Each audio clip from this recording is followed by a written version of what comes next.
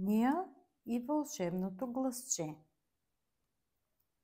Имало едно време едно малко градче с цветни къщи, с усмихнати прозорци и улички, които ухаели на липи и домашни сладки.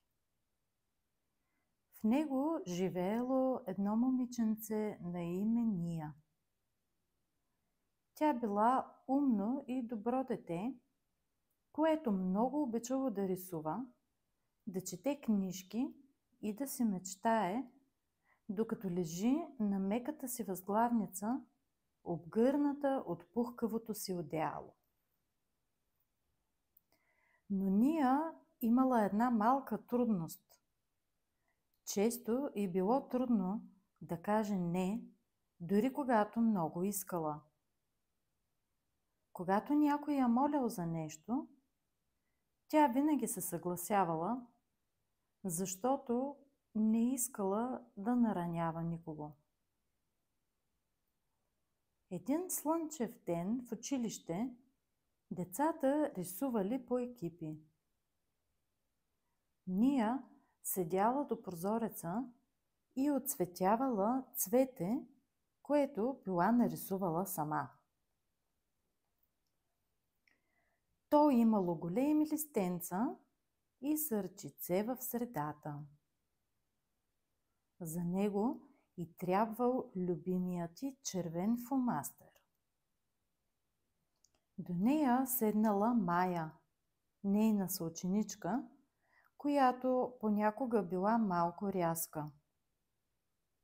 Ния, дай ми червения фломастер, казала тя, без дори да погледне рисунката й. Ния се поколебала. Погледнала сърчицето, което още не била отцветила. Ами, добре, прошепнала тихо и подала фломастера. Мая започнала да рисува роза, а Ния седяла и гледала недовършеното си цвете. Сърчицето му останало бяло. След часа, докато прибирала нещата си в раницата, Ния усетила тежест в гърдите си. Трябваше да кажа, че ми трябва, но как да го направя без да я обидя, мислеше си тя. На следващия ден, по време на голямото междучасие, децата тичали из двора. Група по-големи момчета играели на гоненица и минавали покрай по-малките. Сред тях бил и Виктор, едно по-голямо момче, което обичало да се закача. Докато тичал покрай Ния, той я бутнал уж на шега. Давай, така се тича, извикал. Ния загубила равновесие и паднала на тревата. Коляното й се ожулило, а очите й се насълзили. Другите се засмели, но не и тя. Това не беше забавно, прошепнала на себе си. Но на Виктор не казала нищо. Същата вечер у дома Ния седяла на леглото си с мечето пух в ръце. Била тъжна, макар че в стаята й миришало на канела от топлия чай на мама. Мамо, казала тихо, защо ми е толкова трудно да казвам какво чувствам? Майка й се приближила, седнала до нея и я прегърнала. Защото си добра и ти пука как се чувстват другите, казала тя. Но това не значи, че трябва да забравяш себе си. Знаеш ли, че в теб има вълшебно гласче? Вълшебно гласче повдигнала вежди Ния. Да, то говори тихо, но ясно. Казва не, когато нещо не ти е приятно. Казва да, когато наистина искаш нещо. И най-хубавото, това гласче не вика и не се кара. То е смело и казва истината спокойно и с уважение. Ния слушала без да мърда. В сърцето й започнала да се събужда малка искрица. А как мога да го използвам? Попитала тя. Като тренираш, първо с малки неща, после с по-големи.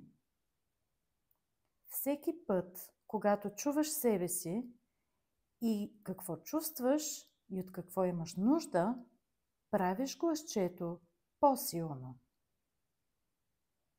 Ния кимнала. Тази нощ заспала с мисълта, че на следващия ден ще опита да послуша вълшебното си гласче. На сутринта в училище пак имало рисуване. И отново Мая се обърнала.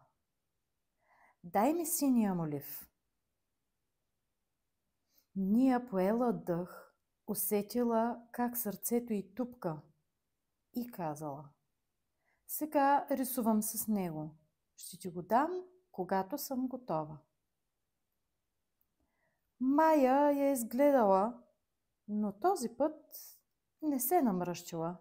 Просто казала: добре. Ния се усмихнала леко. Поела дълбоко въздух. Беше послушала гласчето. По-късно в двора Виктор пак минал покрай нея и се засилил да се пошегува. Виктор, казала Ния твърдо, не ми харесва, когато ме буташ. Моля те, спри. Момчето я изгледало изненадано. За миг се поколебал. После свил рамене. Добре, промърморил и продължил. Ния се почувствала като героиня. Тя почувствала, че се е застъпила за себе си, с думите си, със сърцето си. От този ден нататък Ния не станала изведнъж най-смелото дете на света, но вече е разпознавала своето вълшебно гласче. Когато някой я прекъсвал, когато нещо не е било приятно, тя си спомняла.